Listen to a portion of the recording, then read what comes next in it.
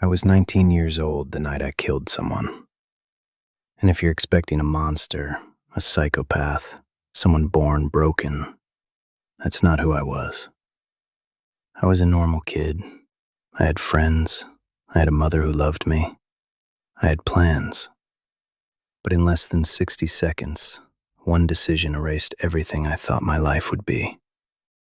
People always imagine that moments like this are loud, chaotic, dramatic.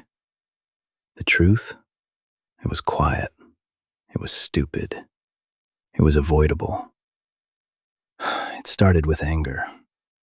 The kind of prideful anger young men think they have to prove. We were outside a party. Words were exchanged. Ego stepped in. I remember my heart pounding, not from fear, but from the need to not look weak. And when he shoved me, something snapped. I reached for the knife I carried because I thought it made me feel powerful. I didn't plan to use it. I just wanted to scare him. But when everything escalated, when bodies pushed closer and someone yelled, I swung without thinking. One swing. That's all it took. At first, I didn't even realize what I'd done. He stepped back. There was confusion on his face. Then there was blood. Real blood. Not like in movies. Thick. Dark. Too much of it. People started screaming. Someone shouted to call 911. And that's when the reality hit me. Not fully, but enough to make my stomach drop in a way I still feel today when I close my eyes. I remember running. I remember hearing sirens. I remember thinking, maybe he'll be fine. But he wasn't. He died before the ambulance even made it to the hospital. The police found me the next morning. I didn't fight.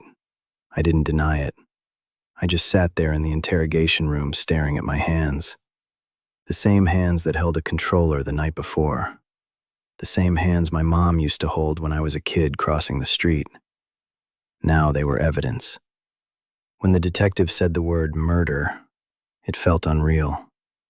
That word belonged to news headlines, not to me. But there I was, 19 years old, charged with taking a life. The trial was worse than prison, because that's when I saw his mother.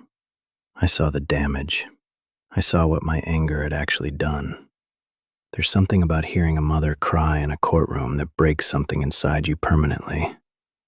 I wanted to apologize. I wanted to rewind time. But there is no rewind in real life. The judge sentenced me to decades behind bars. I remember looking back at my mom as they led me away. She wasn't crying loudly. She just looked destroyed. That look has stayed with me longer than the sentence itself. And just like that, my teenage life ended. Not because of bad luck, not because of some grand conspiracy, but because I needed to win an argument for 10 seconds. Prison doesn't start when the cell door closes. It starts when the silence hits you. The first night, when the metal door slammed shut behind me, I thought the worst part would be fear. It wasn't. It was the understanding that I had all the time in the world to think. In here, time stretches. You measure life in counts, in meals, in lockdowns. You wake up knowing exactly where you are and why. And there's no escaping that why. The first few years, I was angry at everyone except myself. Angry at the victim, angry at the system, angry at the friends who didn't stop me.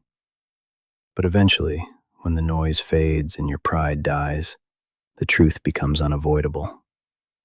I wasn't a victim. I was responsible. That realization doesn't come in one dramatic moment.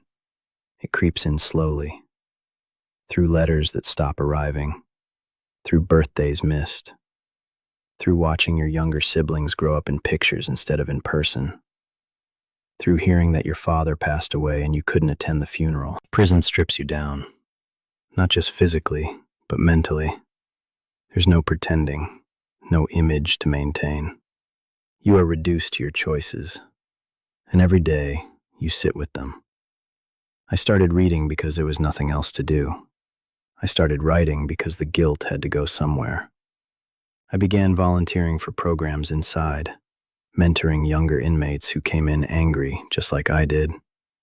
And every time I saw that same reckless pride in their eyes, I saw myself at 19.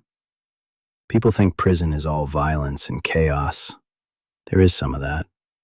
But the real punishment is reflection. It's knowing that somewhere out there, a family is missing someone because of you. It's knowing you don't get to fix it. You don't get a second chance with the person you hurt. You only get a second chance with yourself. I've been here long enough that the outside world feels foreign. Technology changed. Friends moved on.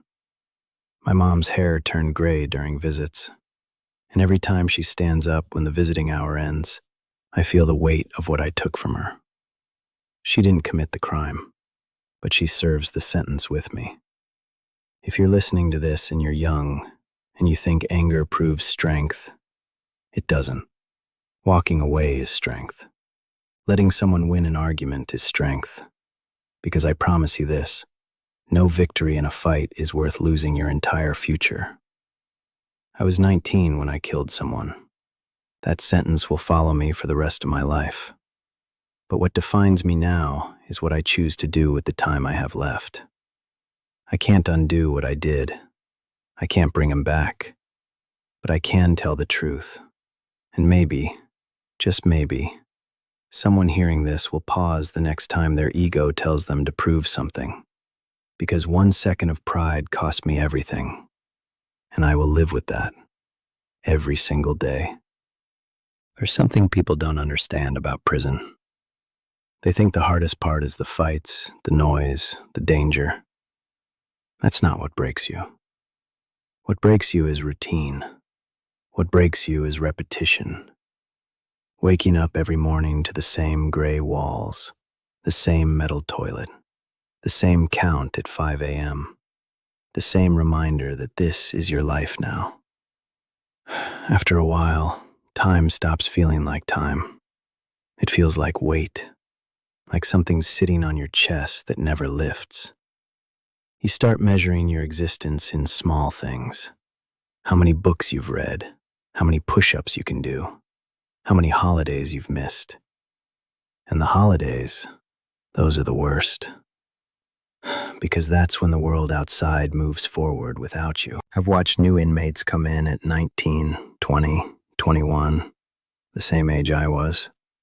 Angry, defensive, still thinking they're tough. And I see it in their faces. They believe this is temporary, that somehow they'll bounce back. I used to think that too.